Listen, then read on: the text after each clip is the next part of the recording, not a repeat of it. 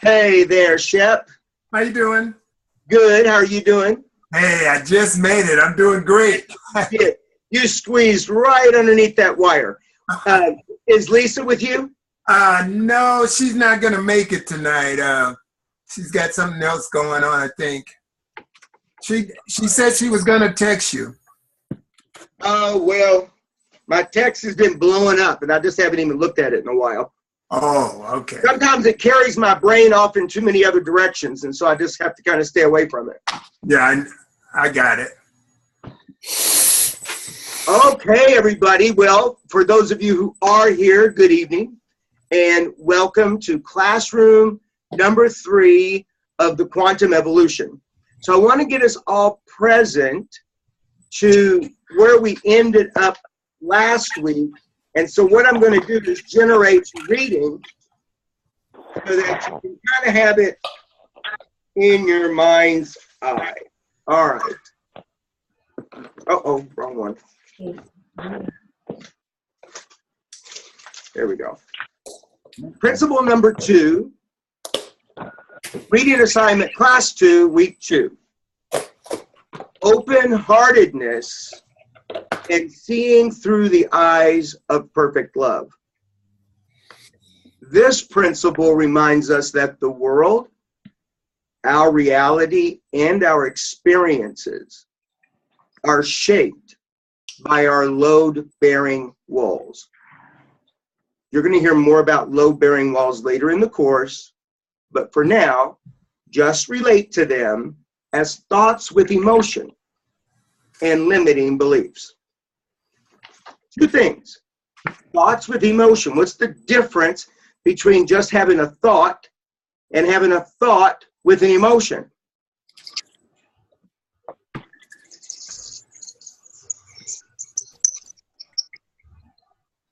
that a question? It is. Okay. So Thomas, for me, a thought is something that's transient. You know, it's something that goes through, and it just is. You know, you look at it, you go, "Oh, okay." But an emotion is something that impacts you physically, sometimes viscerally. I mean, it causes a whole range of things going on. Exactly. So I want to create an image. So if everybody would just have this image with me, the thought, just like Wade said, is transient. It's just energy moving through. Unless it gets acknowledged, it really doesn't even have a life. Right. Consider emotion like a hand that grabbed the thought. Okay? And as long as you have a thought that you're holding on to, we're calling that a thought with emotion. Is this communicating? Okay. As long as we have a thought with emotion, it forms like something that is real, like a load-bearing wall in a home.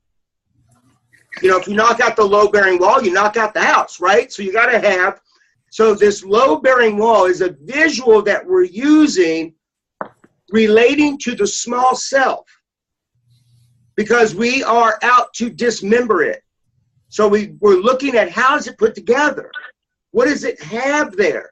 So there's thoughts with emotions. So when you have a limiting belief, something that's, it's a belief that doesn't stand out to you. Do you understand? You bump into it. You don't see, let me tell you my limiting belief that I uncovered. I have this belief that shit should just work out. I believe that. And I don't just believe it, I believe the truth. Now, if I stand right here and I look back just over this past week and I measure how many things actually didn't go right, I think it might be about 50% of the time. I don't know. I mean, I'm not going to sit here and measure it, but I think everybody would agree that to believe that life really should, better spoken, go my way is a limiting belief. And the limit is it's going to limit my experience of moment by moment. Because if it doesn't go my way, what happens? We contract. Heart gets closed. You no longer experience life as aliveness. You experience something, but it's not life like aliveness. Everybody with me? Mm-hmm. So in tonight's class, you want to allow yourself to notice these sneaky little beliefs that you might have. And the good news is, if you've done the reading this week, they'll start popping just in the environment of the conversation. So you don't have to worry too much about that. Okay, so relate to the load-bearing walls as thoughts with emotions and limiting beliefs. Those define the small self. And it's through that we see, and what I didn't put here, and shape life. The idea that your conscious creates your reality is not very easy to refute, since how you view the world determines your willingness to engage and take action.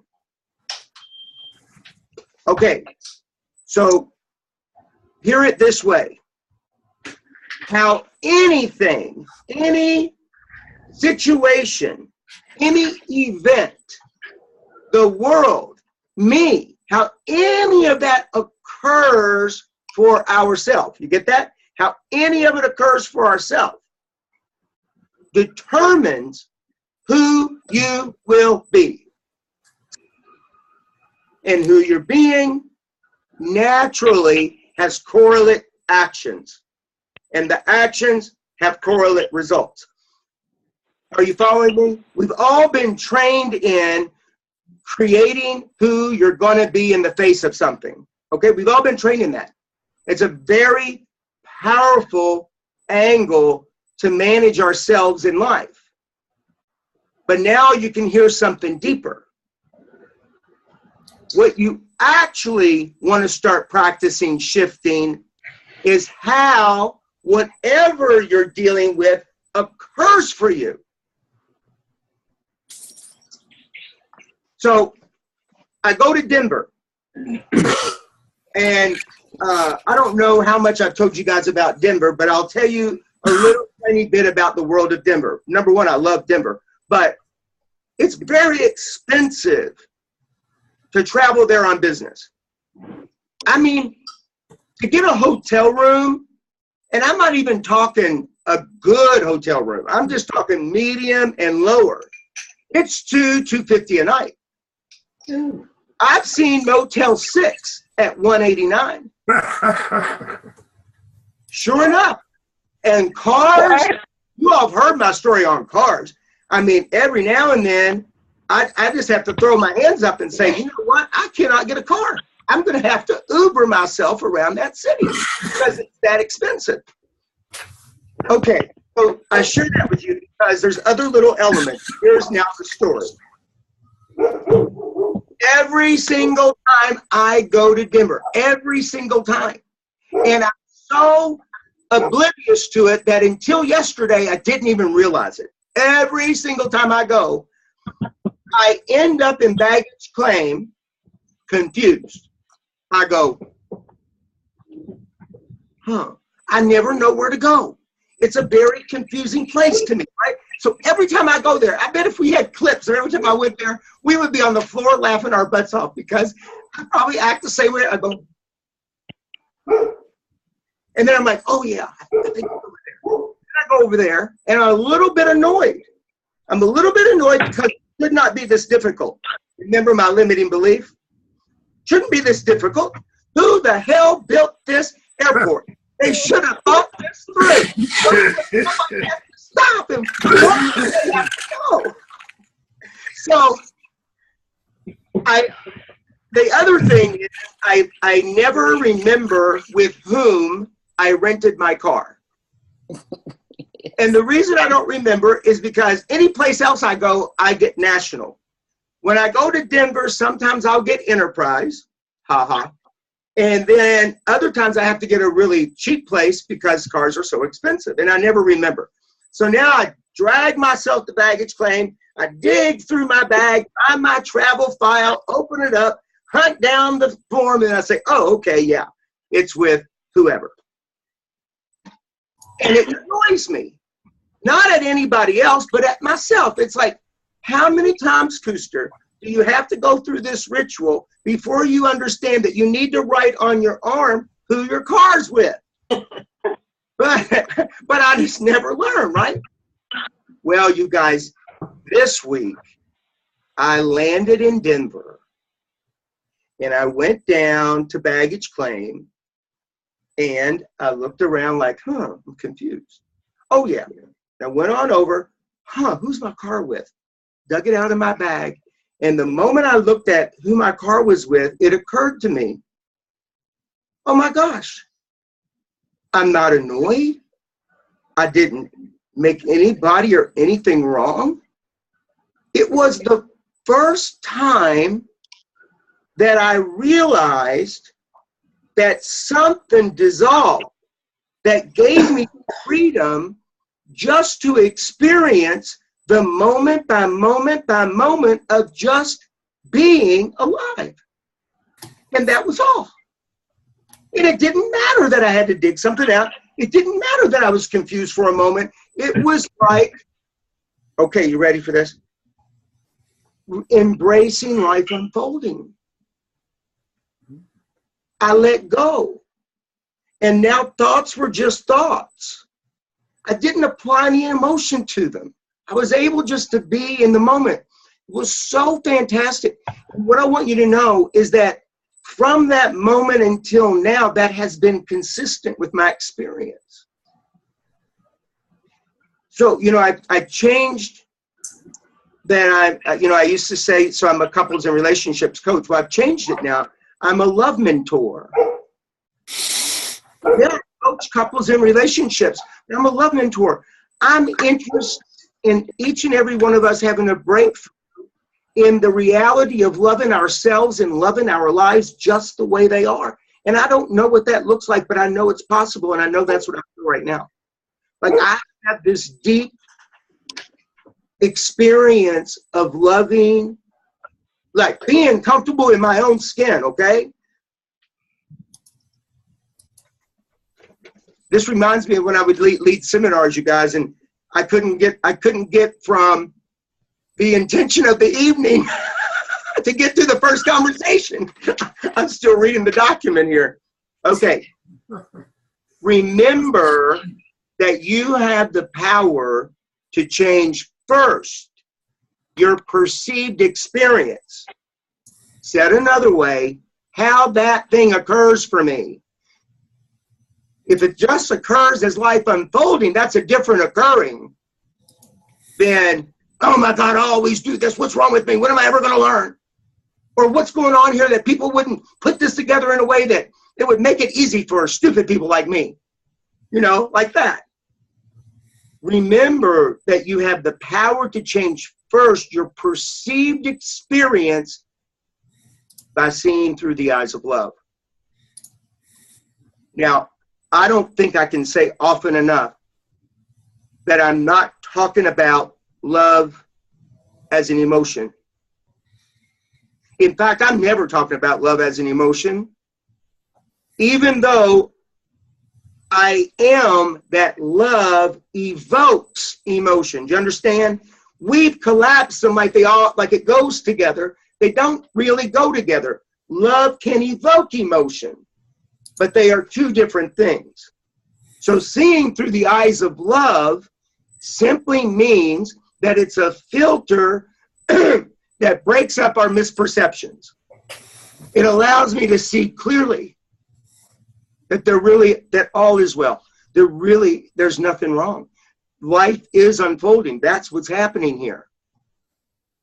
Does it fit my pictures? Well, it ought not. Do you understand? It ought not.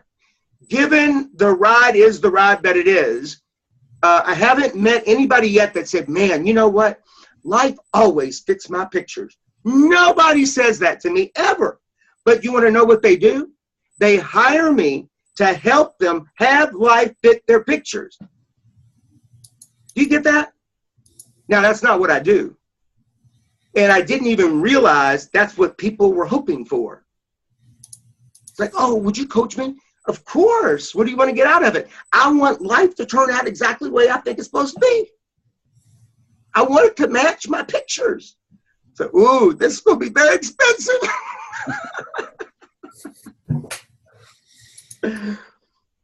It is practicing open-heartedness and seeing through the eyes of perfect love that break down the load-bearing walls naturally and without effort. From The Little Prince, have you all read The Little Prince? Or seen the movie? The cute little movie? You know, it's an adult story. You know, they made a cartoon out of it, but it's an adult cartoon. You should watch it. Everybody should see The Little Prince. Everybody. And you should show it to your children and your grandchildren. It's life-altering. But anyway, from The Little Prince, he says, it's only with the heart that one can see rightly.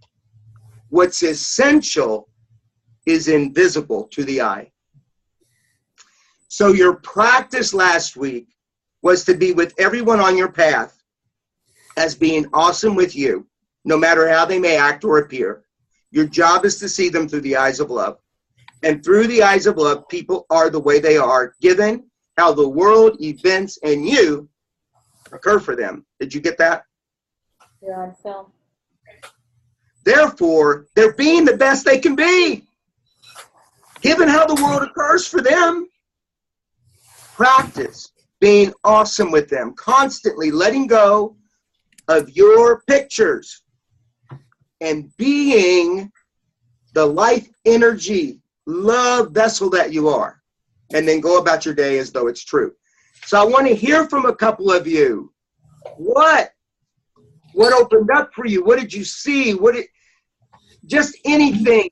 See if you can help me tease this conversation out, that each and every one of us leave here tonight a little bigger and a little lighter.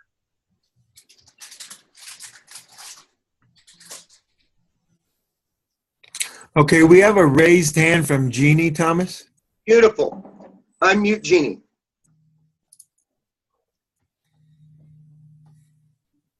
Hi, Jeannie.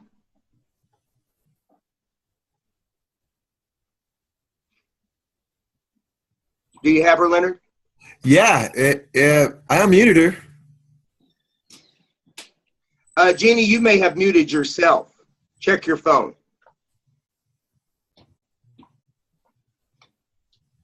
No, you know what? Nothing shows up over here on her. Right. Well, Jeannie, I'm sure you had something really great. We're going to listen that way. Okay, somebody else. Well, did you do the assignment? You know, Leonard, I don't think you have to leave them muted. I think, you know, we don't have as many people, right? So let's just have an open conversation so people can talk. There we go. If it's loud, you can. I just had a hard time breaking. Yeah, go ahead, Charlie. One thing I noticed from the assignment that, you know, creating that everyone's going to be, I have it that everyone's going to be great. And I'm going to be great with them. They're going to be great with me. Now go about my day as if it's true. Yeah. I want to say I generated that and read that almost every day, probably maybe 4 or 5 days. Yeah. And it did occur to me that the situations I was experiencing were just peaceful and flowed. Nice. Like there was no resistance. And nice. But I didn't notice it in the moment. It was like a couple minutes later, I'm going, oh, geez, yeah. See, that's the magic. When it happens and you see it after the fact, like you stumble into it, that is an authentic breakthrough, an authentic shift in being. That's great. Thank you, Charlie. Yeah. We have another raised hand from Jeannie. She wants to try again. Right. She's not muted. Can you hear me? Yes. Okay. I hung up on myself. I got so excited last time. So it kind of had somewhat similar experience. So I'm going through a lot of leaky house, leaky roof, leaky wall, flooding into my dining room and kitchen, and all these contractors now. And I've been noticing how nice the contractors are. Usually they're not, that personable necessarily. And they've been the customer service is like mind-boggling. I'm shaking their hands and think, God, I could date these guys. It's like really amazing. And the whole time I am stressed the F out. I am stressed out because stuff is happening all over my house and I'm dealing with all these contractors. And yet the other thing is that I'm able to, I'm having more of an open heart with myself and saying, I'm literally stroking myself. It's okay. Yeah, You can good. be stressed out. This is stressful. You can still be stressed out, and it's going to work out. And Yeah. that's not an excuse to say you don't have to be stressed. You can still be stressed, and just deal with what needs to be dealt with. So I'm taking action. I'm doing all the things, and I'm stressed the F out all at the same time. Wow. But it feels good. Yeah, that's great, Jeannie. Thank you. And what I think I hear you saying in the being stressed out, it's almost like you shifted how being stressed out is occurring for you. For you now, it's like, you know what? I can enjoy being stressed out. If that's part of the package, I'll just use that as part of the ride. Yeah. That's good. Thank you. Anybody You have else? a raised hand from Joanne, Thomas? Yeah, Joanne. So I had 3 major things occur this week. One was I did read the document often, and I played the game. You know how I love to play games. Yep. Yep. So I played the game let's see how greatness shows up in this interaction. How can I look for how this is great or awesome? And so I actually had to go to a doctor, and then I had to deal with the person taking my blood, and then I had to deal with somebody else. And I just looked every time a new person came into the room. Okay, how can this be great? Let me see how your greatness shows up. And I would do little things like ask their name, make sure I got it clear if it was something that I wasn't used to, a name I wasn't that familiar with. And it just really, I think it caused people to go out of their way to make sure I had a great experience. And that really wasn't necessarily my intention. The other thing is, I live in Vancouver, Washington. And, or some of you may know that, some of you may not. A week ago, Tuesday, we had, is for us like a blinding blizzard, 8 inches of snow. And it was cold. And I realized that this is not a stop to many people on the planet. To Vancouverians, it's a total stop. We've had 9 days of the kids not going to school for 8 inches of snow. Kids were making ice castles and things. But I wasn't driving because I don't know how to drive in the icy snow. And we were getting ice because the sun would come out and melt the snow, but it wasn't warm enough for it to evaporate. So we'd have ice. And so I was kind of laying low. Well, then 2 days ago, and we had a warm rain. It hit 38 and it rained. And in maybe 12 hours or 15 hours, 98% of the snow is gone. So what I saw in that is a little bit of change can give me a miraculous outcome quicker than I think. Because in my brain, I have stories or limiting beliefs that certain things I'm looking to do should take a long time to produce. And that gave me there's been many times in my life when things have produced very quickly. So I'm going to take on that my timeline can be squished. And the third thing that occurred for me this week is that I looked at the open-hearted experience, that maybe I was becoming robotic with it, and how was my heart being open. And I actually saw a little image like this, that my heart was open. And so I played the game to can I open it a little wider? Can I make it be a little more inclusive? And that makes sense to you. Yeah, it's been kind of an interesting little conversation. And I think it's kind of made me look at people a little differently. Maybe there's a little bit way I could be more loving, or a way that I could see that they're more loving. That's what I'm still working out. But it was a nice thought. Now it's not so robotic. Yeah, what I wanna leave out of that, leave you with, everybody, is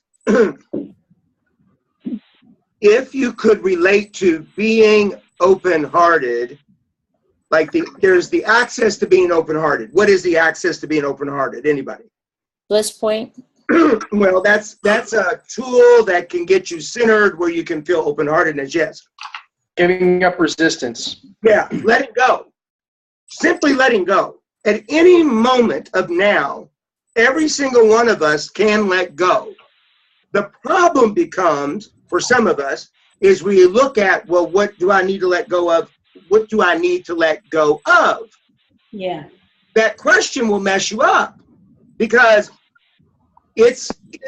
you have to be that at any moment of now, you are hanging on to something. And whatever you're hanging on to doesn't serve you, period. Doesn't matter what it is. If you spend time trying to figure out what it is so you'll let go of the right thing, then that's just holding on to something else that keeps you stuck longer. You follow me? Right. So the actual practice is constantly letting go and not having to talk to yourself about it. And if you do that, that opens a doorway into which exists being naturally open-hearted. So whoever's talking out there, we can hear you. And then you say Nobody's muted. you're letting go of something. You're just letting go of it. What is it, a TV? Yeah. No, they're repeating what you said. Oh, okay. So, sorry. You were talking about letting go of something. So basically, that's the key to everything. Everything. Yeah, Charlie. So, Thomas, you may have said this. Wait, Charlie. Let me just finish this one thought because it was dovetailing on what you said, Joanne. So to be loving is conceptual for us. We have a picture in our brain. What is it to be loving? This might be why you're still teasing it out. So you got to figure out, what is that? Does it mean I be sweeter? Does it mean I give them things? Does it mean I hug them? Make eye contact? What is that? So we could just say being open-hearted is being more loving. And then it will show up. The energy's there. People will get it. They'll feel it. It'll be however that is, right? But if we stay with those simple practices, then these big rocks we're trying to move will just roll right out of the way. Thanks for letting me say that. Charlie, please. I want to say one thing, if I could, before you speak, Charlie, and that is, so I had to talk to a pharmacist last night because there was new prescriptions and stuff. And when we were done, he said, "It's my lucky day that I got to meet you."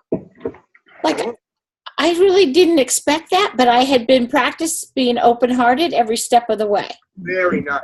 Okay, now Charlie. Sorry, thanks, Charlie. You're welcome. So I what you said a few minutes ago, I'm still chewing on, but so when I give up resistance, and I've been practicing it, particularly when I go to bed at night, I probably am looking for a little bit for something to give up, but when I give it up, I have this feeling that I've given it up, but I also have the feeling that I'm not hanging on to anything else. And what I'm hearing you say is that we're always hanging on to something. Yeah. Wow. But you are. No. I'm saying that's not like bad. It's No. like automatic. I can see for just not looking and maybe just trying to get present to the feeling. I don't know, but just keep letting go. And Charlie, thank you for bringing this up, because I think sometimes what happens is that when something we like is going on, then we try to hang on to that which we like. And we don't relate to that as hanging on, because we think, yes, hang on to the good stuff, let go of the bad stuff. And what I'm saying to you is, no, hold on to nothing. If you relate to it as good, even more quickly let go of it. If you want more of it, let it go. So I can see, like last night, I was practicing my declarations in the mirror. Yeah. And it was feeling really good. Now, I didn't say that I wanted to hold on to it, but when I look at what I'm saying, that's what it's implying or pointing to. I want to hang on to this. Yeah, right. And we all do. Yeah, go ahead, Cliff. Oh, he's muted though. Leonard. Yeah. Is it Cliff or Wade? Barbara. See Barbara and Cliff? Yeah. I mean, Wade might have his hand up. I just see Barbara and Cliff pointing at me. Go ahead, Cliff. So when you first started talking about this, the way that I envision it is walking down the road, and there are things along the way that I like. So I'll pick it up and I'll enjoy it. But then I hold on to it, and so now it becomes a limiting factor. Oh, that's great. I love that visual. Yes. So life is experiencing it, letting it go. Experiencing it. So you stumble, you hurt yourself, you get up, and you just, whatever it is. So that's kind of how, I try to embrace life is. I like it. Yeah. I like it a lot. Thank you. Okay, we have a raised hand from Wade. Yeah. Let me unmute him. All right, Wade, go ahead. Okay, great. So, this conversation falls in line with really a number of other things that are happening right now, the readings and everything else. And it's not about hanging on to anything. It's really about letting it flow through you. And the more that you give it away, or the more that you allow it to flow through you, the more flows through you. Yeah. And it's like, like they have a lot of adages, like when you're going up a long staircase, you don't grab the first step that you step on and carry it up the next step and the next step, right? You just keep moving along the staircase, right? And so, and the way I'm mastering a few other things, it's like, really, we're to be conduits. We're to be that flow of love, of presence, of whatever, but not hanging on, not grasping to anything, because really it's not real. It's all made up, or it's an illusion. And so really, it's just to allow it through and just to let it flow through you. And the more you do that, the more that I've done that, let's say, the more peace, that I've experienced, the more calm, I'm not being swayed or moved as much as I have had in the past. And I'm actually experiencing a lot more peace. I mean, it really is. It's a lot quieter. It really is a lot more fun than what it has been in the past. Sure. And then what I'd like to add to that is, and that's not the reason we do it, right? No, exactly. We don't do it for the calm. We don't do it for the peace. We do it because that is who you authentically are. Exactly. And a natural thing that goes with it is this deep, enormous peace. Right. And if y'all remember back in 2014 when I created with the group the 7 C's, the calmness, the confidence, etc. Yeah, beautiful. Thank you. Thanks, Wade. Anybody else? You bet. Yeah, we have a raised hand from Joe Powers. Yeah, Joe. Good to see you, Joe. Hold on, Joe. All right, got you. Go ahead. So I had a number of circumstances that occurred for me over this last week, but the one that stands out for me the most is a call that I've been needing to put into the IRS. And what happened for me was that in the background, in the past, I would say, I would regret a call like that, just like, how long it might take, just waiting, waiting to get serviced, that sort of thing. And it was interesting. I applied the homework to it, and what was showing up at first was that I got booted off the system twice. off the call, automated, it just booted me off twice. And I'm like, okay, here it is. And I just persistently kept with it. And, was finally able to get through to someone. Turns out I ended up in the wrong department, but, this guy was just really great with me. It was amazing.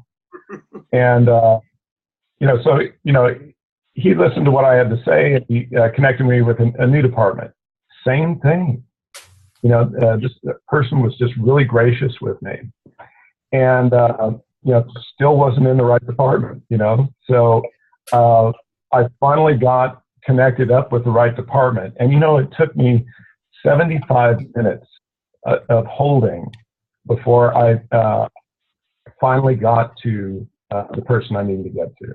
Wow. But, I was trying to take care of this, at lunch in my truck, and I'm just like, okay, I can't wait, here in my truck for them to show up. So I just went back to work, kept my phone close, and kept it on speaker. Just went about my day, and when they showed up, same thing. Totally gracious. So it was really just amazing experience. Having the freedom to be with what's and if I was to say or guess, IRS is shorthanded, at least to a point, and that's what makes the calls take long at this point. Yeah. So I was just being with it and not resisting it, and like Wade said, just had a lot of peace around, what was going on, and it was really great. Good for you. Very good. Yeah. So then, by the way, hi, George. Can't hear you, though. Do you not have sound? Microphone? Are you muted? Can't hear you. Okay. You can handle that as you will, but I'm going to go ahead and start talking. I just wanted to say hello to you and acknowledge your presence. So what there is to get so far then is that practicing seeing through the eyes of love absolutely impacts our experience of what's happening. Correct? It did not change, as far as we know, what was happening. Now, I think we all agree that at some level it impacts it, but we're not going there. We're merely saying Joe's on the call with the IRS. It took 75 minutes for him to get through where he needed to get through. That was the same 75 minutes it would have been even if you had decided to see it through the eyes of anxiety, anger. I don't have time for this. Right. Yeah. So this practice, though we did it for 2 weeks, the first week we practiced with somebody in our inner circle, and we noticed that how we were being with that person in our inner circle altered how they were with us. Like, it was so blatant. This week, we expanded the practice beyond that. So can you see that just given the positive outcome in 2 weeks, that this absolutely needs to be a lifestyle? Absolutely. Very good. So our job is to remind each other that who we are is pure love. That's our job.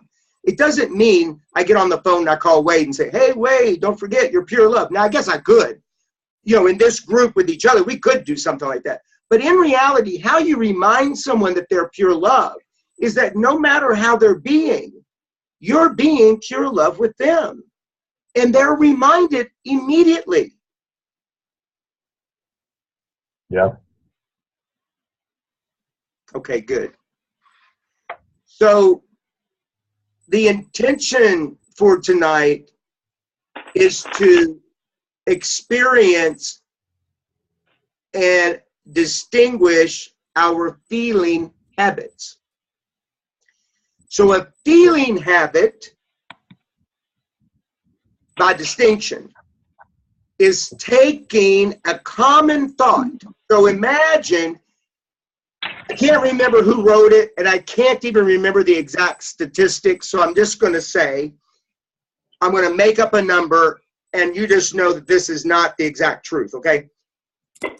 So all the thoughts we had today, at least 80 or 90% of those thoughts we had yesterday. And out of the thoughts we had today, tomorrow we'll have 80 or 90% of the same damn thoughts tomorrow, okay? So there is this repetitiveness of our thinking.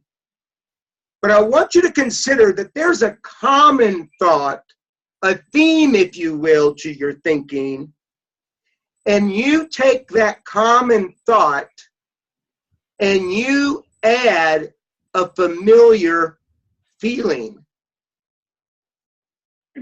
Let's see it, Leonard, here, how you said it. You said, a feeling habit by distinction is taking a common thought and feeling a familiar way about it. That's better. Let me say that again. A feeling habit by distinction is taking a common thought and feeling a familiar way about it. So my feeling habit is, I feel like they don't like me. I feel like I'm being left out. That's a feeling habit that I have. It's kind of a theme. You follow? So everybody has one. And how we're going to support each other in getting to what yours is to see the connection to how the feeling habit impacts the open-hearted way of life. So here's where we're going to start. What is your deepest longing? What do you long for at the level of your heart and soul? I don't mean what do you want? Like you want a new house, you want a new car, or you even want a fantastic marriage. Those are in the domains of wants and desires, which is a fine domain. It's just not what I'm talking about when I say deepest longing. So when I did the investigation for myself, I said, what I long for is peace of mind. And then a little while later, as I was really looking at it, I said, oh, what I long for is to be comfortable in my own freaking skin. And that is my deepest longing, to be peaceful and comfortable in my own freaking skin. The feeling habit contradicts the longing. It is that which gets in the way of the fulfillment of the longing. They are connected. So I'm going to give you guys this choice.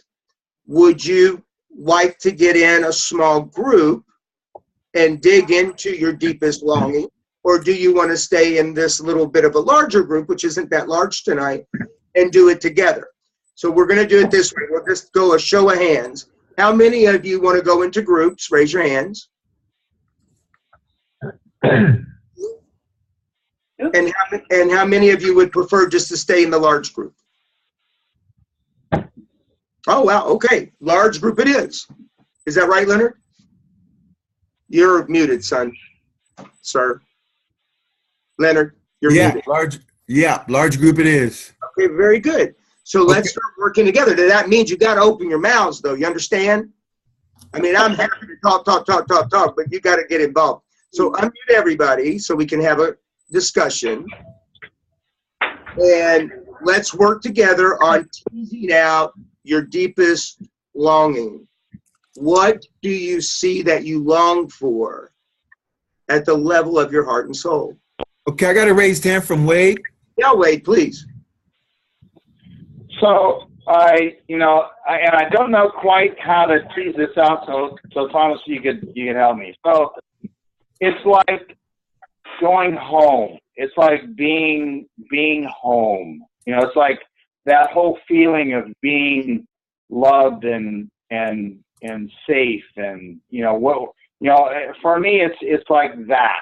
And I'm not quite sure, if one or two things would really clarify that, but it's like, you know, being loved and safe, or being loved and free, or, you know, something in that domain. It was well articulated. Did it not land for everybody when he said that? My deep, like the experience of being home. I get it. I get it. Okay. There's a lot of things you could say about it for sure, but I think it's articulated well. And I especially know that it spoke to you. Yeah. It's critical to the whole conversation. Okay, very good. Thanks. So make a note of that being your deepest longing, because you want to keep that in existence for the rest of the course. Somebody else. Okay. Yeah, Cliff.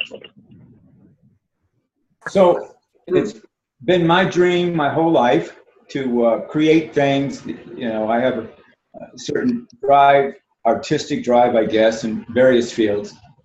And my deepest dream is to express myself artistically, to create something I truly love, and to see that the world loves it, and to feel no sense of self-importance because I did it.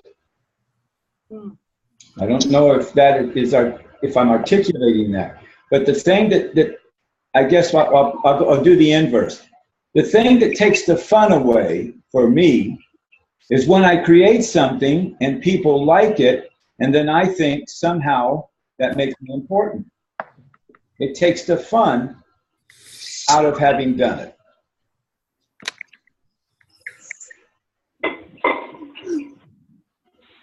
Huh.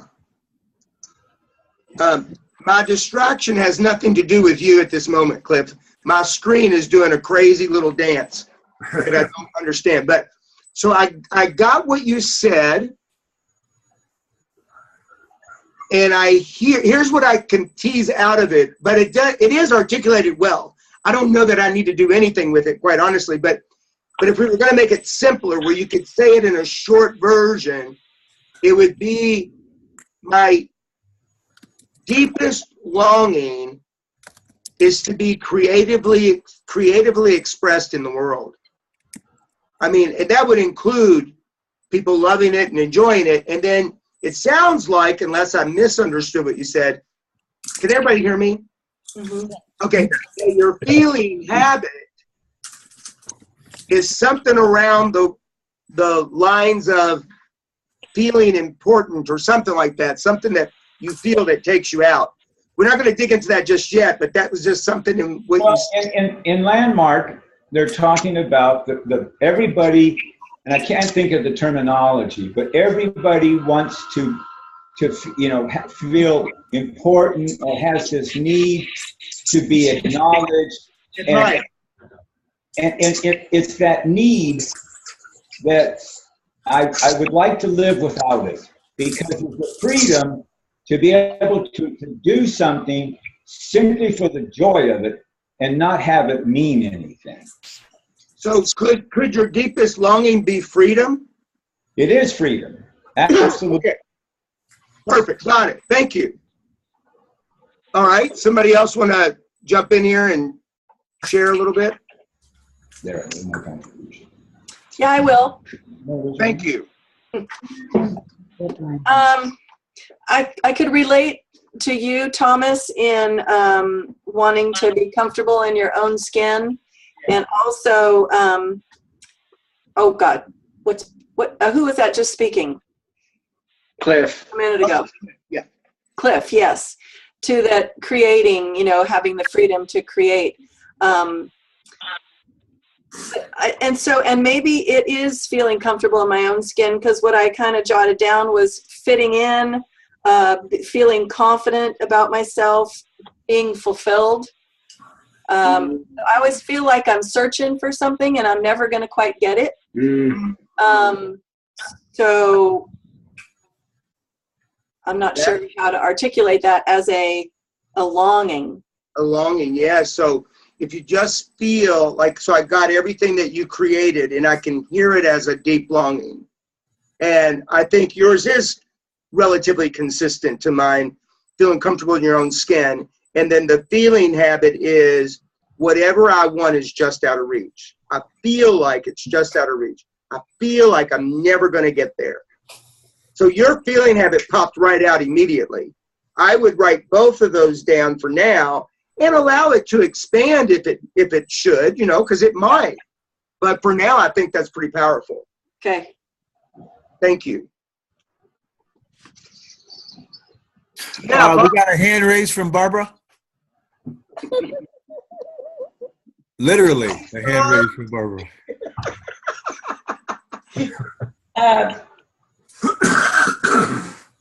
I'm wondering if it's around feeling safe. Could be. Secure, safe. Yeah, that could absolutely be. And it seems like last week we stumbled upon a possible feeling habit for you. Do you remember that? Yeah. Like, why do you treat me this way? You shouldn't treat me. Or you shouldn't. I feel like you shouldn't treat me this way. So the feeling habit, if you don't mind, always start with, I feel like. Why?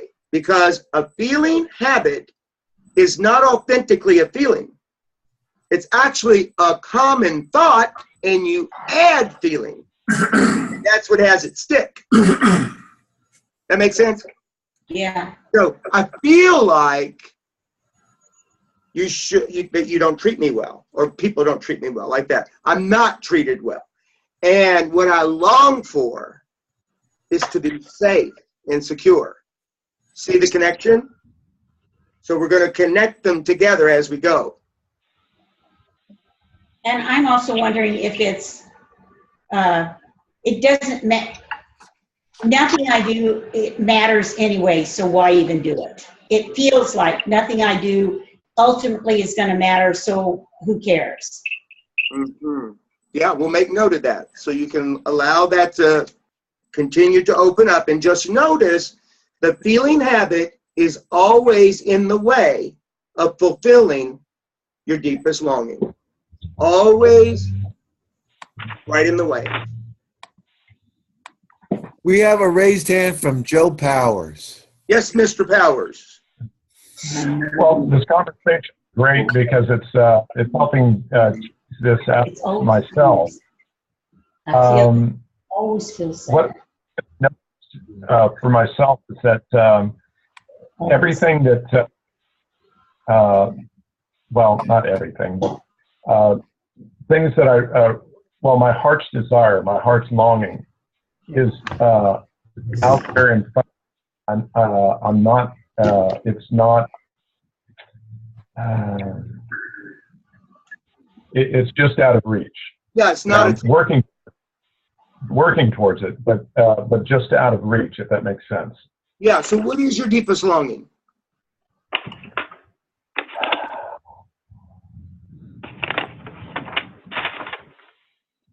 If I was to put it plainly, I would say that it's somewhere in the arena of just being a contribution to the world. Even if it's just circle. Okay. And your feeling habit is whatever I want is just out of reach. Is that what you said? Yes. Okay. So let's put them together. I feel like whatever I want, whatever I desire is always just out of reach. And what I long for is to be an authentic contribution to the world. Yes. Got it. Very good. Yes. Thank you. Okay. So let's see. Yes, Mr. Shep. Hey, Thomas. My deepest longing is to be understood and loved. Got it. And do you have any idea what your feeling habit might be? Not at this moment. That's fine. No, it's absolutely fine. Very good. Susan. Hi, Thomas. Hi. I have being misunderstood and fitting in. Yeah. So what is your deepest longing? I've been thinking about that. Yeah. And I think it would be maybe just feeling safe and peaceful in my own skin. Okay.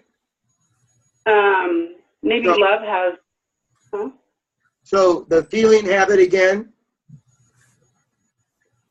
Last week I don't feel like I fit in, Okay. but I'm getting more of being misunderstood around that too. Okay. Is that So a habit? So I feel misunderstood and that I don't fit in. That's your feeling habit. Write that down. Oh, okay. Feel misunderstood and like I don't fit in. That's your feeling habit. You want to write that down because you want to keep that in existence now. Yeah. And what I long for is to be safe and peaceful. Yeah. Write it down. So that's your deepest longing connected to your feeling habit. You get it? Yeah. Thank you. Very good. How about you, George? What is your deepest longing? It's interesting. Can you hear me? Yeah, we hear you. Great. Thank you. Okay. It's interesting. I mean, is it possible that this changes as we're going through different spaces? Because Maybe. right this second, I mean, I think my deepest longing, is probably peaceful, confident, and powerful. And I think the feeling habit, if I understand this right, is being scared or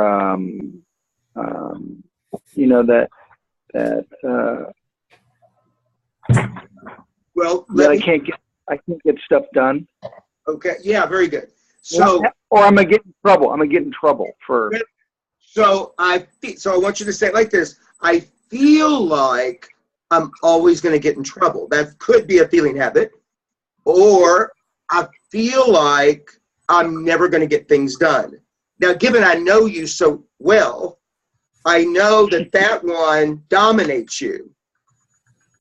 So I immediately think, ooh, that sounds more like a feeling habit. But then the other one seems so real also. So I wonder if you have both of those at play. Well, it could be. I mean, it just seems that what I seem to swim in is fear. Fear of getting that phone call, or I was contacted and it's for somebody else, and I thought, oh no, they're coming after me. Yeah. I always feel like I think that might be the feeling habit, because that could actually lead to the not getting stuff done. It could be like the umbrella. So I always feel like I'm in trouble or going to get in trouble like that. So would you write that down as your feeling habit?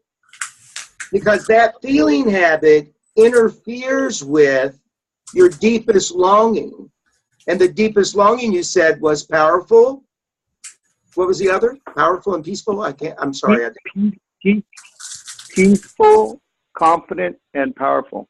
Yeah, very good. So that be your deepest longing. You can see that feeling habit will always be in the way of you having that fulfilled. Can you see it? Yeah. Okay, good. So does everybody, oh, wait a minute. We haven't heard from Jeannie. Jeannie. So Jeannie, what would you say is your deepest longing? For me, it's kind of a combination of a couple of the things that people have been saying, but feeling safe comes up, and confident and at ease. I mean, when you said feeling comfortable in your own skin, I was like, holy crap. If Thomas doesn't feel comfortable in his own skin, I'm never going to have a chance. I mean, no, it's just. Can I tell you that that's the breakthrough I've had? Yeah, that's great. Now, listen, it took me these 3 years to have the breakthrough. It's not going to take you 3 years. It took me 3 years because I was developing it, but now I can see where the pieces fit. Like I got the feeling habit connected to the law. Like these little connections make things move a lot faster. Yeah. What is your feeling habit, you think? I need help and I can't get it. Oh, wow. So I want you to say it this way. I feel like I need help and I can't get it. You understand? Everybody. Yeah, I feel like I can't get it. In order to get the energy of the feeling habit, everybody, in order to get the energy, and this course is all about getting energy sensitive. The only way to get the energy of the feeling habit is if you say, I feel like, get it? I feel like they don't like me. I feel like they don't want me around. It's a feeling habit. Now, why? Everybody in this room has had habits that you've broken at some point in your life, right? Yeah. This is no different. It's a habit. And if we want to dig in and look at how the habit got started, who taught us how to practice that way, you could do that if you wanted. But I want you to relate to that as processing and unnecessary. It could be fun, and you should do it if you want to. But I don't want you to think it's necessary to do in order to get the value of having distinguished it. Do you get that? We together need to generate faith. What is faith? Faith is to have confidence in something or someone, but not just any kind of confidence, the kind of confidence where you'll let go and fall back and let them catch you kind of confidence. That's faith. We have to generate the faith that simply letting go, there is something going to catch us. Otherwise, we just won't completely let go. You ever raised your hand with George T? Yes, George. Well, a couple things. Maybe you answered this for me. You know, it's just so interesting that basically everything that everyone says resonates with me in one way, shape, or another. And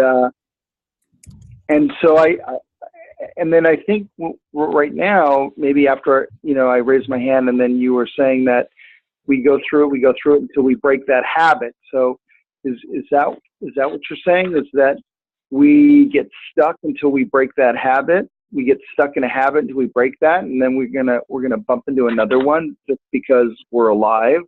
Oh, good question. All right, thank you. So the way we deal with the feeling habit is by the practice of letting go. So thanks for saying that, because I did leave you with like breaking a habit. And that's really not the truth in this case.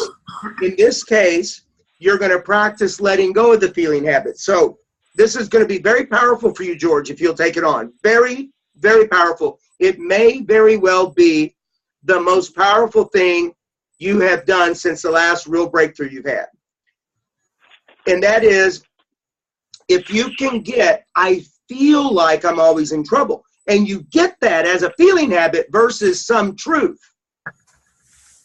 then you have this opportunity to say, well, that's my feeling habit. And you let go of it. Will it come back? Absolutely. And sometimes with a vengeance. Oh, I really am in trouble. Well, that's the benefit of having a group. See, because in the group, we remind you of safety, where you can practice and see what you get. So that's the game. And it will never disappear, but it will disengage. So you won't have one to take its place. It's not like you're going to have a new feeling habit later. You won't. This feeling habit has been consistent throughout your life. Don't know where it came from. Don't know how it got developed. You could probably figure it out if you wanted to, but not necessary. Are you good with that? Yeah. Okay. Thanks. Thank you. Yeah. You have a raised hand with Susan Powers? Yeah, Susan. Hi, Thomas. I felt like I wasn't done with this, and I was listening to everything you were saying, and it just dawned on me what I think my feeling habit is. Yes. Because the rest was there, but it didn't feel quite right.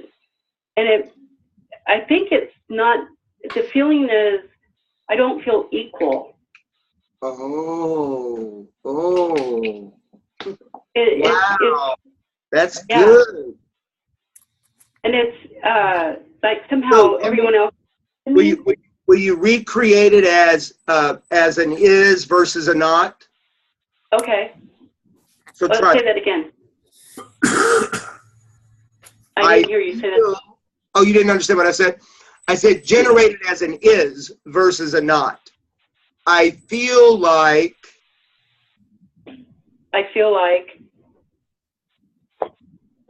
I'm not equal to others. see if you can create it without the not. Oh.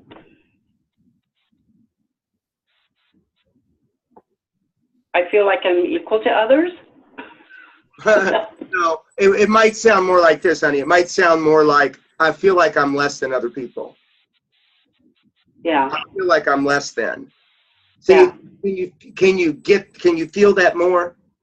I'm feeling it. You feel the energy of that more? Yep. We're not trying to say it the right way. Do y'all understand? It's not like I'm trying to get you to say these things the right way. I'm trying to say them in a way where you can feel the energy of them. This course is about our getting sensitive to energy. And one way to get sensitive to it is how you articulate it. So in this case, I feel like I'm less than other people. Right. There's a lot of energy on that. Yeah. And honey, finish it off. And what I really want, like my deepest longing is to feel whole. Yeah, but wait a minute. You said earlier to be safe. What did you say your longing was? Feel safe and peaceful. There you go. So I feel, stay with me, look up here. I feel like I'm less than other people. Yeah. And what I deeply long for is to be safe and peaceful. How does safe fit in? I do not know. It's your deepest longing, not mine. Now, if you decide to shift it and you see something more, by all means do it. I just want to keep you on the same track so that when you change something, you know you've changed it. Okay. Okay? So if your deepest longing is to be whole, okay, maybe it is. I'm not going to stick you with anything. Okay, thank you. Thank you. Okay. We good for now, everybody? We're going to move along. Good work. Very, very good work. Can I share something? Yeah, please, go ahead. So I've been working with you for a long time, and we've been friends for even longer. And you have said many a times, like, this thing about isms, and they're not really isms. Somehow, when we put these two together, it gives me an opening to see that I really believed it was true. And I'd hear you say it's not true. And then I'd up here say, oh, it's not true. But in my heart, he just doesn't know it's really true. Yeah, I get it. Yeah, so somehow this opening tonight is that, oh, it's not true.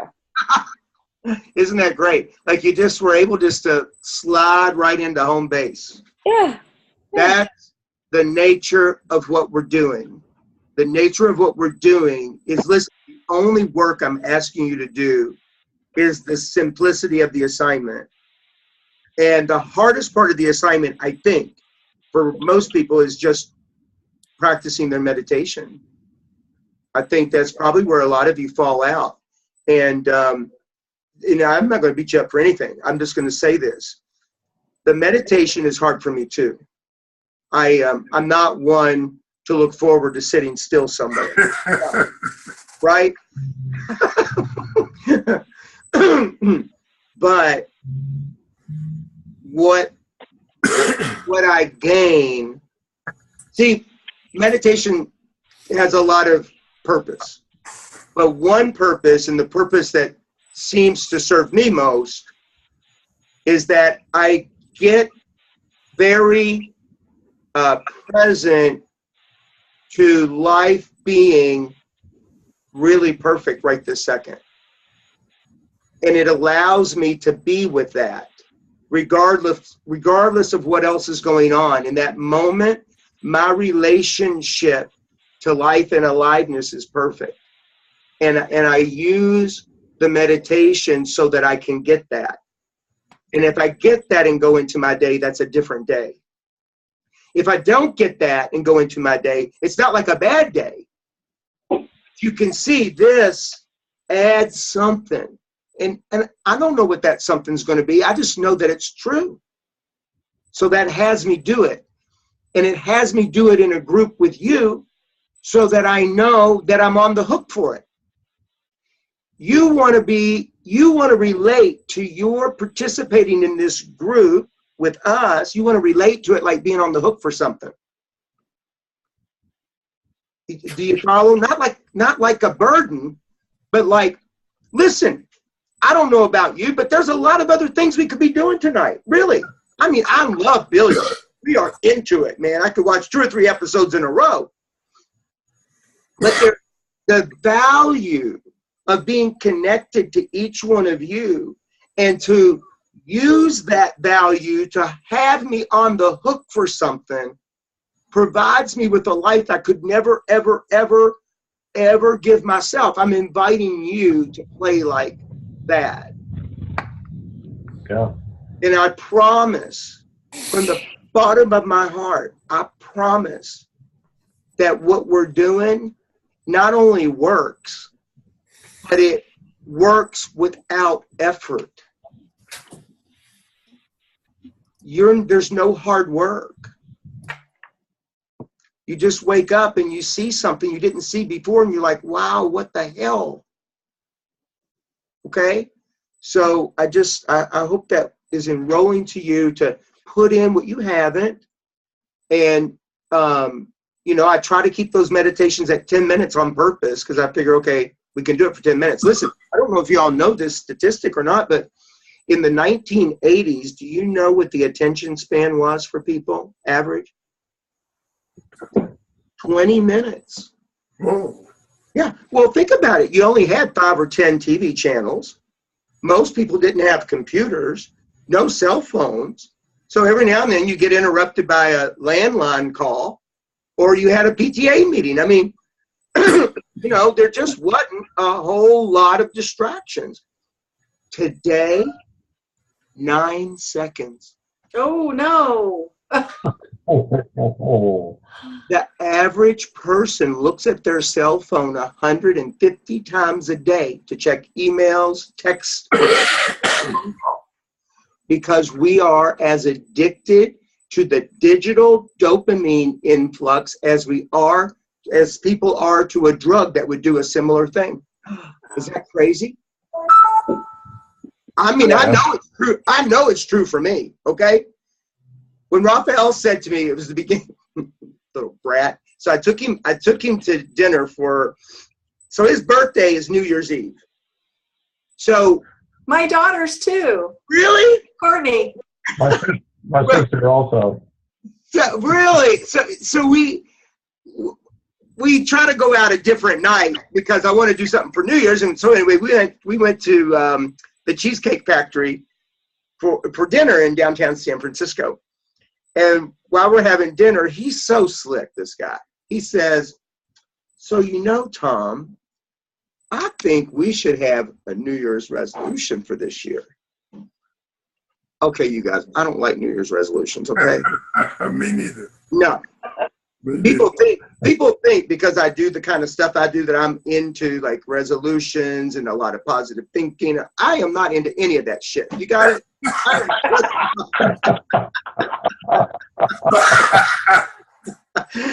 And he said, I contracted. I'm not kidding. My heart closed. And so, and of course, I've been practicing, so I could feel it. Like, ooh, wow. So I just breathed and just opened up, and I said, so what do you have in mind? And he said, well, I think maybe we ought to not have our cell phones with us when we go to dinner.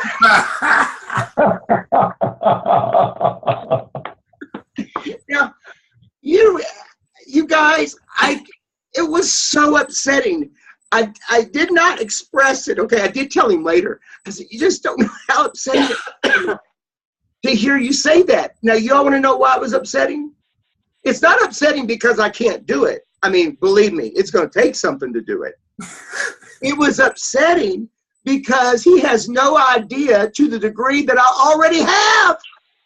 Oh my gosh. I mean, you guys really, when he and I are together, I almost always leave my phone in the car.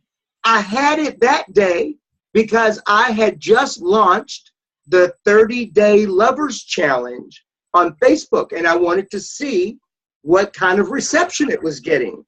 And so I kept looking at my cell phone. And so he's very old school, right? And I said, but wait a minute. You said what kind of New Year's resolution is this for you? He said, I won't bring my phone either. I said, Raphael, I have to beg you to bring your phone. I had a fucking heart attack and nobody could reach you because you didn't have your phone. Right? How about you? I won't have mine. So that's our New Year's resolution. He's got to carry his phone. Oh, he has to carry it. It's so funny because when I heard you say he said that, and how about if we leave our cell phone at home? I heard that as a bitch slap because I know he doesn't carry his around and you do. So the we was. But you know what? We had the best time over that. The rest of the night we laughed and had so much fun over that stupid phone thing, you know. Okay. So we got that. Okay. So then I want to address two more things, and then we'll go into a meditation together. So this upcoming week, your reading is very, very, very important. Now, are they all important? Yes. But this one's very, very, very important. So please make sure you do the reading. And I'm going to bring it up on the screen here. Oh, I thought it was.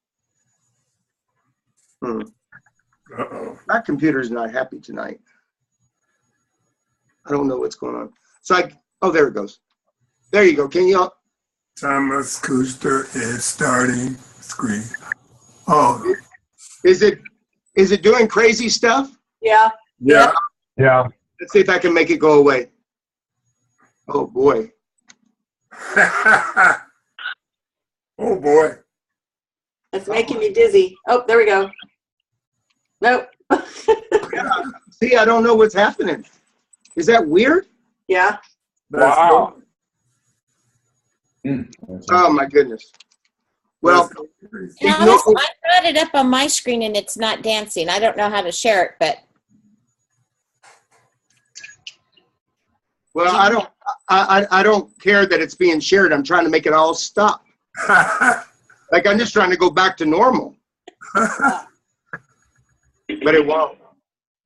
So I apologize, you guys. It's going to dance as long as it dances. Just ignore it for a minute and I'm going to read to you. So you can close your eyes if you need to. Principle number 3, reading assignment, class 3, week 3. We are the givers and receivers of energy. In the book, The 3 Laws of Performance, Steve Zaffron points out that we have the power to create how the world or situation or an event occurs for us, because how any event occurs for us dictates how we will respond, and the response dictates the future we're living into.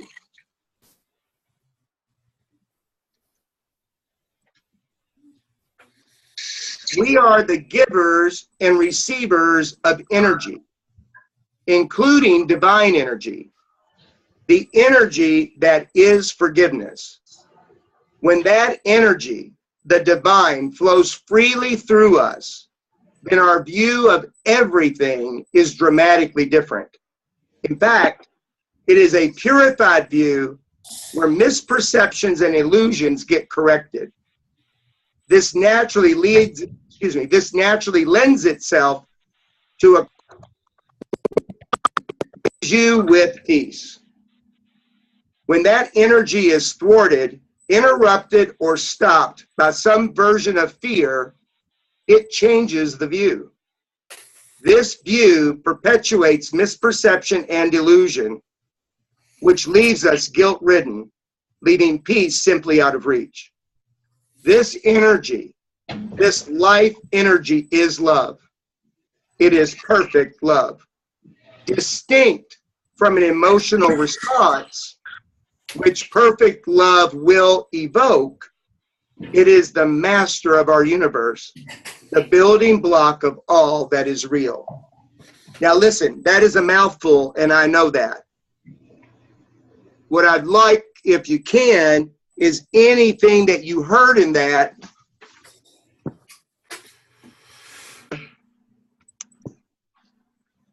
What you hear, what stood out to you most, perhaps.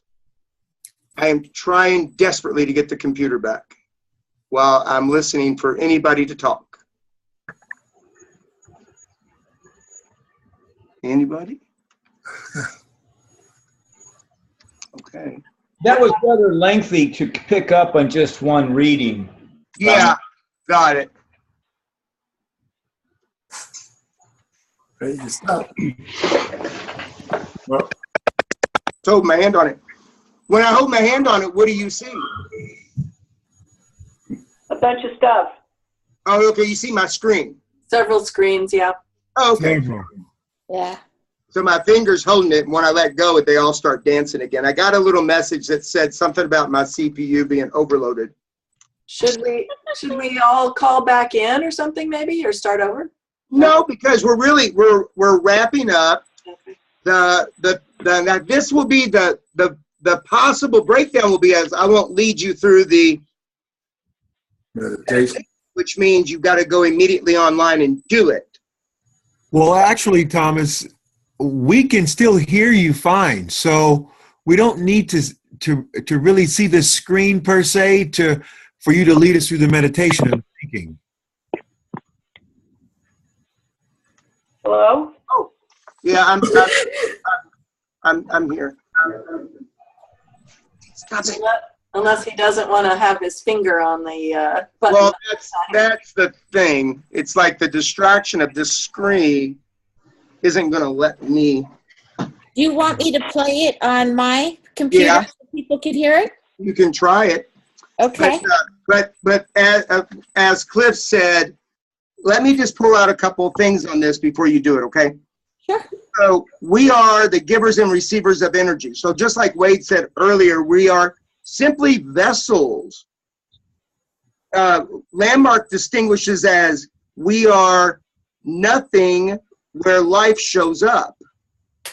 So we are the givers and receivers of energy. And then Steve Zaffron wrote the book, The 3 Laws of Performance, and he points out that you and I, so listen closely, you and I have the power to create how the world, situation, or an event occurs for us. We can create how something occurs for us. I don't know about you, but if you really, that is gold. How any event occurs for us dictates how we're going to respond, and that response dictates the future that we're going to live into. I would want you most left with that. However, read the reading once a day, at least 3 times for the week. You don't have to understand it when you read it. By the 3rd time or 4th time or 5th time, you will read something different than you did the first time. Does that land? Yes. And then Yes. That's true. It's just a fact. The last thing, guys, practice letting go. I want you to practice letting go. Whatever that looks like for you, practice. Now, next session, session number 4, we're going to dig into load-bearing walls. So between that and I want you to start noticing the feeling habit, and I want you to start noticing your judgments. Now, everybody that's on here right now, you all have, everybody has the link to the participant pages that I send out. Yeah. Let me know if you didn't get it. I didn't. Okay. So wait, there's a link. Well, I don't know how to make sure because I did send it to you. But there's a link for each workshop. It has its own, its own participant page. So everybody who has received it, if you just notice at the end of the URL, it has 1, and then the next one says 2, and the next one says 3. If you just change the number, it'll take you to the page you want. I'm going to send it to you anyway, but I just want you to know, right when we hang up, all you got to do is change the URL, and that page has the assignment, and it has the reading. Okay? Okay. Okay. So with that, Joanne, if you would, go ahead and take us through the meditation. That'd be awesome. Be still now and listen to the sound around, which can't be moving around, folks.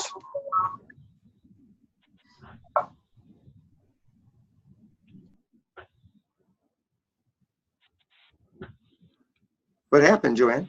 It's still playing. You said get comfortable. Listen now, far away. Oh.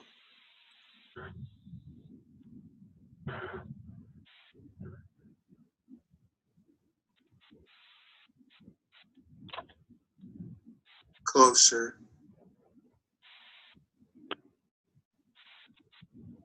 Closer.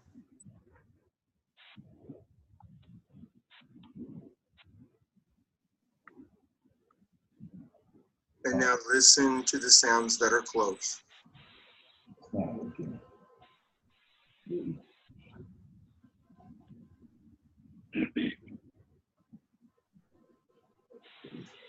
You can hear the sounds, can't you?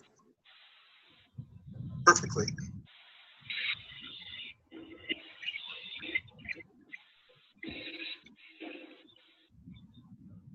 Now shift from the sounds to that which is hearing the sounds.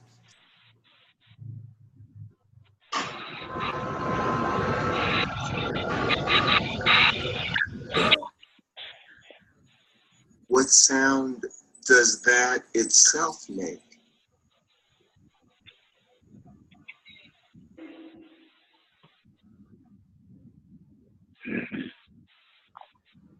And now ask, who am I?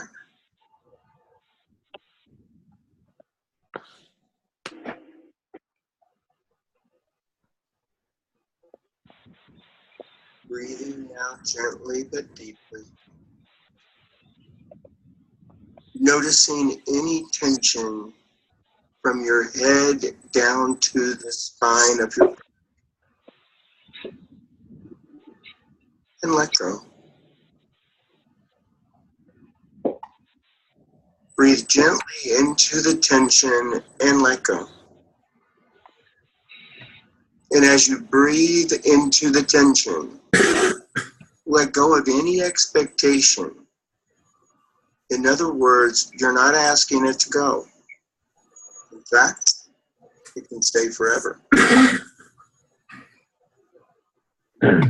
Just breathe into it and let go.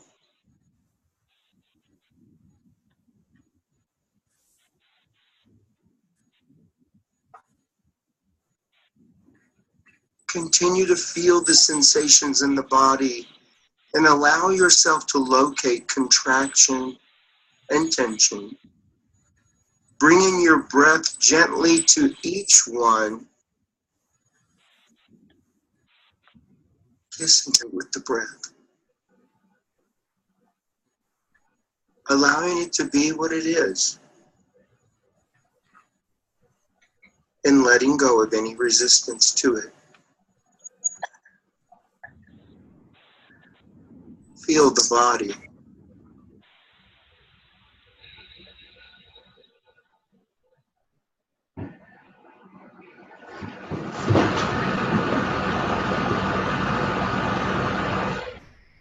Feel sensations in the body.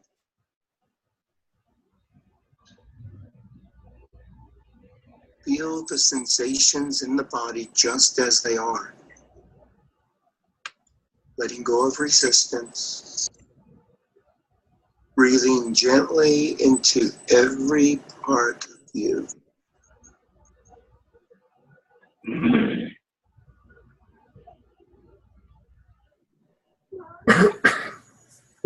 Feeling the sensations in the body.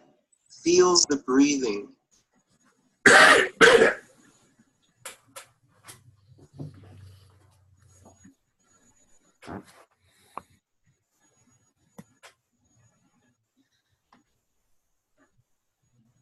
Feel the lightness, relaxation, pleasure, and pain.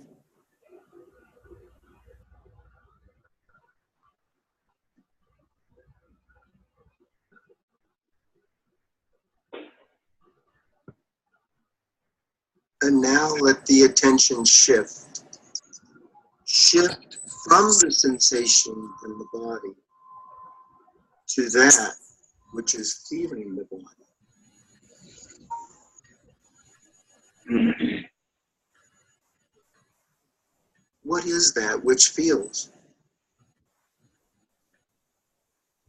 What is that which says, my body?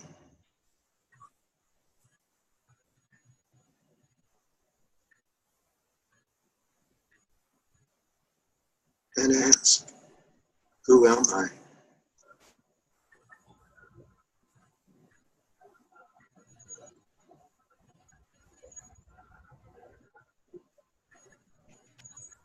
Continuing to breathe gently,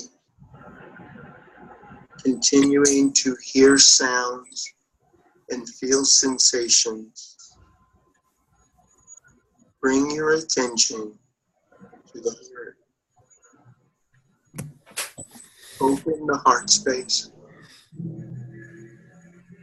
Get in touch with what it feels like to be open-hearted.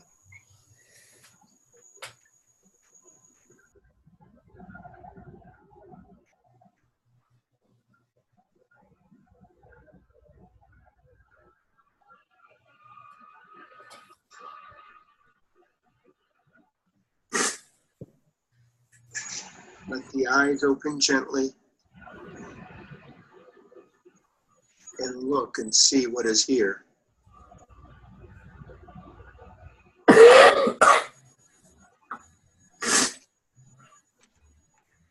Notice the shape of it.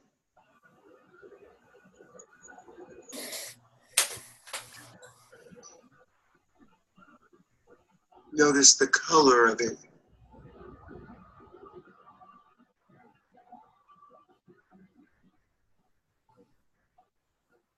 Notice the form of it.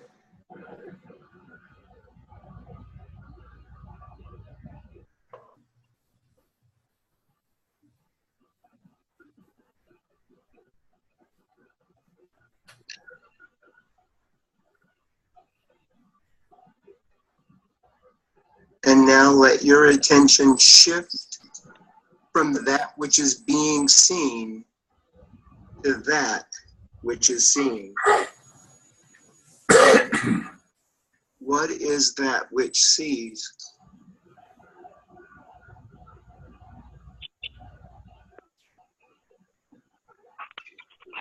And again, ask yourself,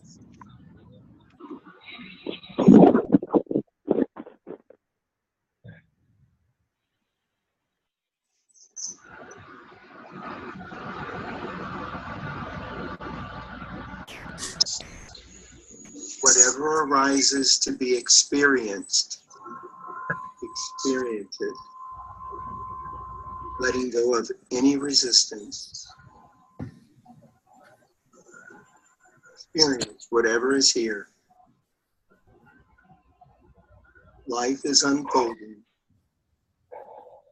Experience life unfolding.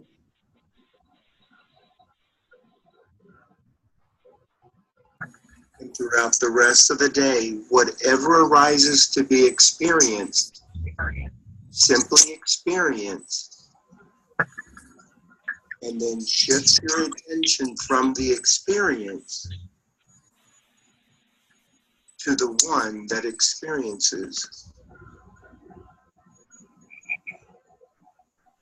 Seek out your own presence and discover what that is.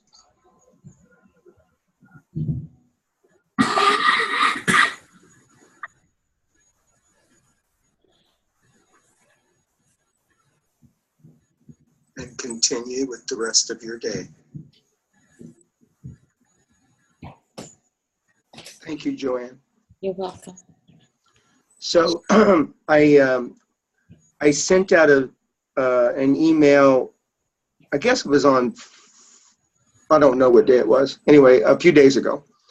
It says calendar of events 2017, I think is the subject line.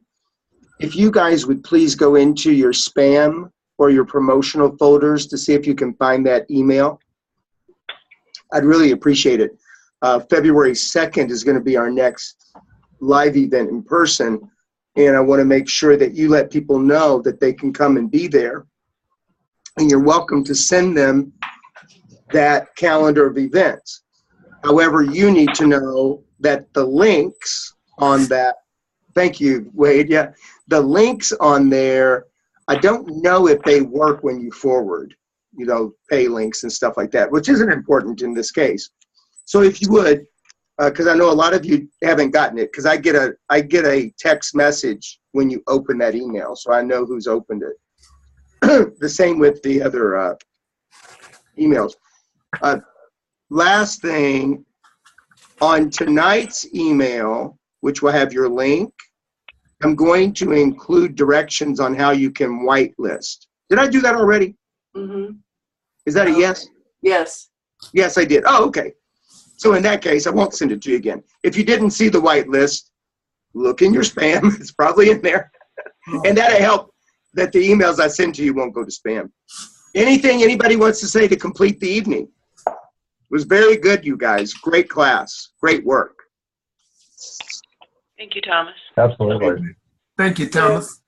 Yeah, anything you all want to say? Excuse me.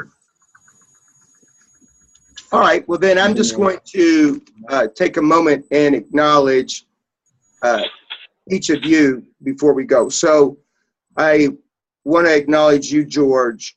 You know, I know that the kind of hours you keep, you know, it makes getting on here tonight, and Cliff, I'll include you in this also, you know, it takes a little extra effort. So I just want to acknowledge the two of you having worked late and coming right on the call. So thank you for being here. I want you to know that I admire you and I love you and appreciate you. Robin, I want to acknowledge you and thank you for whatever you deal with to have yourself bouncing back and being in life, you know, as full as you can be. I really have a lot of compassion for, you know, the change in life that you're having to be with. And I love you and appreciate you. And I want you to give my love to Carl as well. Thank you. Yeah. Shep, you know, every time now this is before you started coming to my courses, right? I would go places and there you would be. and I so admire you. Like, you are always a good, vibrant energy to be around, and it's so delightful. And to have you participate with us, you don't know how fulfilling it was for me that you showed up in my space. And I absolutely miss Lisa, and I want you to give her my love and let her know she's not off the hook. She better watch the recording, and I expect a lot out of her next week. Yeah. Okay. And then collectively, I want to acknowledge Joanne, Leonard and Charlie, not just who they are on the call. You know, each one brings a particular, I don't want to overuse the word energy, but they bring a particular energy. You know, Leonard took on the responsibility of managing the audio visual and has done a really good job at learning that, and I just so appreciate it. But what a lot of you don't know about Leonard, as it relates to me, is that when I started the Stages of Love in 3 years ago, it was Leonard who would get on the phone with me and talk to me about, you know, you need to get you a Facebook page. And I'm like, what are you talking about? I don't want to do that. You know, these things are not attractive to me. And he, if I'm not mistaken, Leonard, I think you built that page for me to start with, or at least you walked me through it. So the fact that I have a Facebook page that says the stages of breathtaking relationships is all because of Leonard. And that Leonard took me to the next place of getting a website and all those things. So Leonard's always been a little bit of a flame behind me and keeps me going. And I want to acknowledge you, Leonard, for who you are. Thank you. Thank you for that, Thomas. And then Joanne, you know, she's been my friend since, Joanne and I met in 1993. She was the very first customer I had in California, and then we became friends after that. And then she started working for me at various positions. So, you know, Joanne she is my sister, not literally, but, you know, she is my sister in spirit. And Joanne, I love you and appreciate you, and I really acknowledge everything you bring to my personal life. And then Charlie's going through a lot of stuff right now, you know, and I won't openly share anything, Charlie. You can let people know whatever you'd like for them to know, but I just want to say Charlie hasn't missed a beat and being Charlie. Now, you guys, that's like, he's going through some stuff, and he's still, look at him. He's bright-eyed, and he's energetic, and he eludes. His love just flows off of him, you know. And Charlie has done Charlie, I want to acknowledge you personally for connecting me again with Peter. If it weren't for you, I wouldn't have Peter as a client, and Priya. And all the things I get to do with them is all because of you that happened. And that I had an event in Tahoe last year and the year before is because of you. And so thank you. Thank you for what you provide and who you are. Got that? Did you get that, Charlie? He did. He waved at you. Thank you. I can't see anybody because I'm holding my screen. Okay. He waved. Thank you. Okay. I can't see nothing either. Yeah. Well, probably because I messed up everything, and I can't seem to undo it. I'm muted, Thomas, but I got it. Thank you. Okay. Thank you. Okay. So Wade, you know, now Wade's another one. We go way back. You know, but there's a lot of memories, you know, that I can bring up for everybody. But Wade, oh my gosh, Wade, there's two things I want to acknowledge you for. So the first one I want to acknowledge you for is my board, because I freaking love my board, right? I love my board. But the other thing, and nobody else knows about this, you see, Wade and I went to Burning Man together. It's been a number of years ago now. And so we shared a space, and my bike broke down the first freaking night we were there. And I want you all to know, listen, you just got to get this man, Wade, what he did to make sure that my bike got fixed by morning, you just can't even imagine. And it made all the difference in how Burning Man was for me that Wade did that. So Wade, I know there's a lot of other things that I could acknowledge you for and that you might even want to be acknowledged for, but those are the things that are like right there in the forefront of my mind, and I just want you to get how important that has been to me, and how much I love you for that. You got that? Yes, I do. Thanks. Driver. Right on. And then Susie and Joe. Wow. So Susie and Joe, there's a whole lot of things with Susie and Joe too, because Susie and Joe, they've come to our house a few times for for parties. And the one time that I remember, and the thing that I hold kind of fond, is they were supposed to bring, we were having everybody bring a side, right? And they were supposed to bring corn. I gave them a bunch of guys like 3 hours late or something because of the traffic. I mean, it was miserable for them. It wasn't their fault. But here they had this great big kettle of corn, and everybody had pretty much already eaten. I don't know. It's just a funny moment. But you guys are such a delightful couple to be around. I mean, really, you are. And I so appreciate when we have the opportunity to work together and coach together. I really appreciate the way that you guys hold your relationship. Like, you authentically do put love first. And I want to acknowledge you for that. And then, Jeannie, I hate that we can't see you, but I acknowledge you and thank you for being here in the way of a call. And, you know, the thing that I hold, like, there's a lot of things with you also, right? But my loudest memory and fondest memory at this moment is going to Sudan.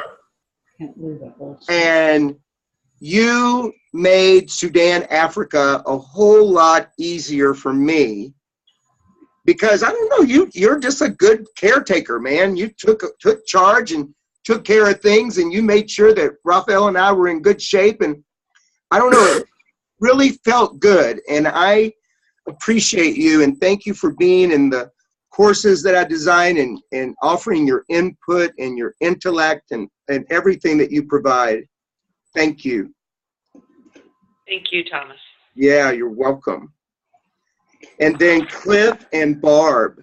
So, Barbara, you are so bloody special. I mean, really and truly, what it takes for me not to squeeze the cotton out of you every time I'm with you is beyond words. Like, I want to squeeze you so tight.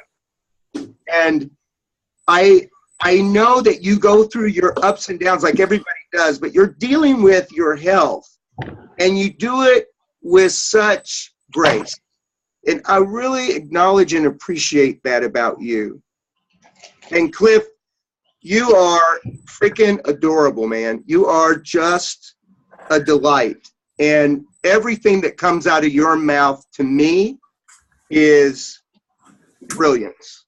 And I love listening to you. I love your shares. I love everything about you. And you and Barbara together, it's a sweet, sweet energy that I so enjoy. So I want to acknowledge both of you. Well, Thomas, on behalf of everyone, we appreciate your commitment to our growth and to our maturity and to our happiness. Thanks. We sincerely love you for everything you bring to our lives. Thank you for that. Really. Thank you very much. Yep. Now, because I can't see anything, so y'all don't know that, right? I can't see nothing. Please tell me I didn't leave anybody out, did I? Carl and Robin May, did you say that? I did. Yes, Oh, sorry. I did. I adore Robin. If I didn't acknowledge Robin, smack me. I did, didn't I, Robin? You did. Thank you. Oh, good. And I hope I said to give my love to Carl, and that reminds me, George, please kiss Cindy for me. I love you all, Cindy and George. Years ago, okay, so years ago they came to me, and I don't remember all the details of it. And of course, George, I wouldn't share it out loud, okay? Not in your presence. But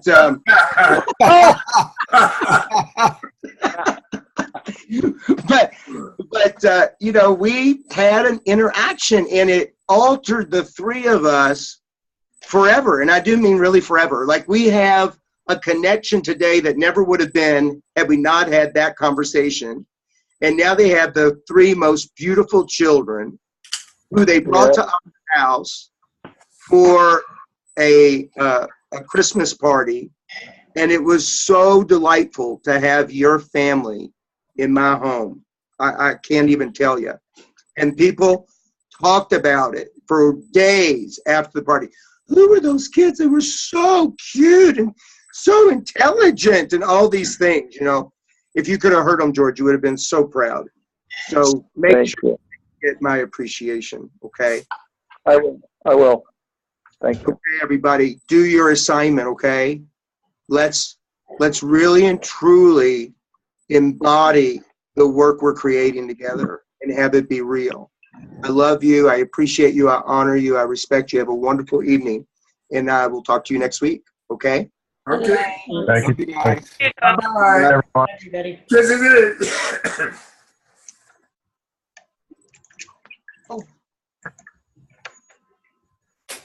So maybe you can end the meeting, Leonard. I hope. Yep, I sure will. See if it works. Yeah, I believe. Okay, in meeting for all. Bam. Still on my screen.